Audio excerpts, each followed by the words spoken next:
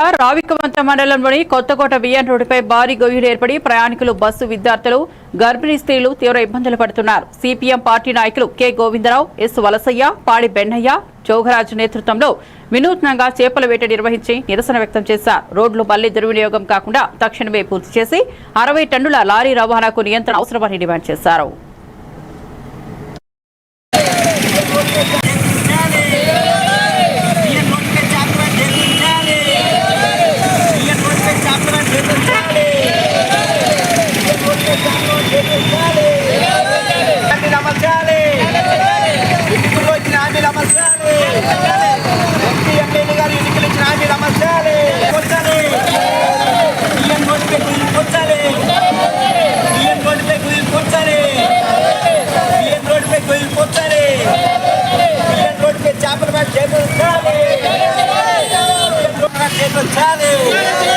వారం రోజులు ఆందోళన నిర్వహిస్తాం.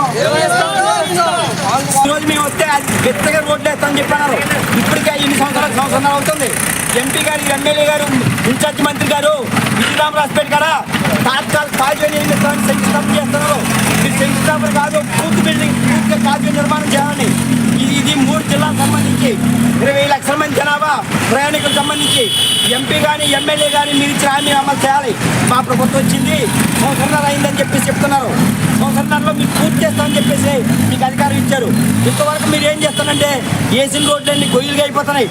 గ్రానైట్ లారీలు, నల్లరాయి క్వారీలు ఈ బ్రిడ్జిల మీద వెళ్తున్నాయి. ఇక్కడ ఉన్నటువంటి రెవెన్యూ అధికారులు, పోలీస్ డిపార్ట్మెంట్ మీరు ఏం చేస్తున్నారని చెప్పి అడుగుతున్నాం. ఈ రూట్ అంటే నల్లరాయి క్వారీలు వెళ్తున్నాయి. ఇప్పుడే పెద్ద పెద్ద లారీలు అక్కడ ఉన్నాయి, గ్రానైట్ క్వారీలు మొత్తం కానీ రోడ్లన్నీ ధ్వంసం చేస్తున్నాయి. నేను ట్రూత్ న్యూస్ ఛానల్లో ఎమ్మెల్యే గారు ఇచ్చారు. ఏమని ఇచ్చారు? భారీ లారీలు వాళ్ళు కాదని చెప్తున్నారు. భారీ లారీలు వాళ్ళ రావకత్వంలో ఉన్నటువంటి కొత్తపాటు కానీ ఏదో మొత్తం బ్రిడ్జిలు కూతున్నాయి. మీకు తక్షణమే తెలియజేసుకోవాలని చెప్పేసి